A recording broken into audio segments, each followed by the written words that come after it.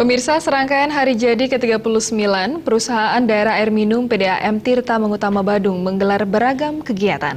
Rangkaian kegiatan puncak HUT PDAM yang jatuh pada 21 Oktober mendatang dihadiri oleh Sekretaris Daerah Kabupaten Badung, Kompiang R. Suandika, jajaran direksi dan keluarga besar PDAM Tirta Mangutama.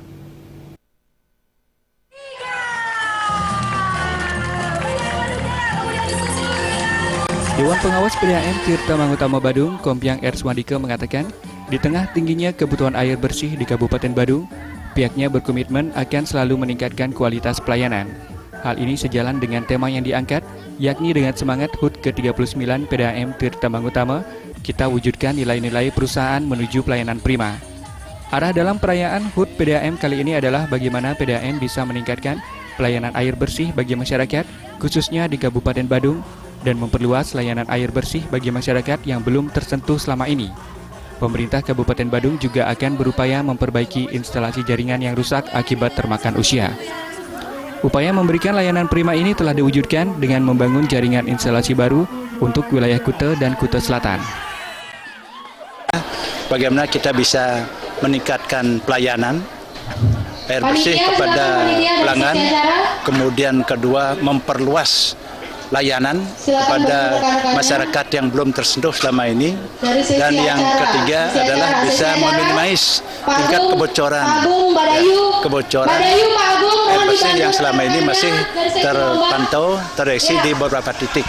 Itu terjadi karena instalasi yang kita miliki adalah instalasi lama, dan syukur pada tahun 2015 ini pemerintah daerah melalui penyertaan modal sudah bisa menyelesaikan pembangunan jaring instalasi baru untuk Kuta ke Kuta Selatan, sehingga kami ada keyakinan, ada optimisme bahwa pelayanan akan bisa lebih baik pada tahun 2015 dan tahun-tahun ke depan.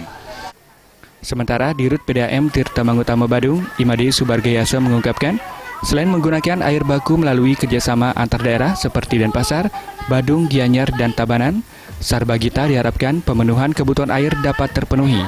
Pihaknya akan berupaya mengolah air laut menjadi air siap minum. Saat ini pihaknya tengah mempelajari mekanisme pengolahan air laut serta regulasinya, termasuk kemungkinan menggandeng pihak swasta dalam upaya mengolah air laut. Ke depan, di samping kita optimalkan air baku yang ada, dari air permukaan, mata air, dan sumur bor yang ada, kita sudah mengadakan kerjasama lintas daerah, Kato Sarbagita, bahwa spam provinsi yang ada di Penet, itu nanti kita manfaatkan airnya kurang lebih 150 liter per detik, yang Petanu kurang lebih 100 liter per detik. Berarti apa yang menjadi kekurangan kita khususnya Kuta dan Kuta Selatan kurang lebih 250 liter per detik, itu nanti yang akan kita membackup.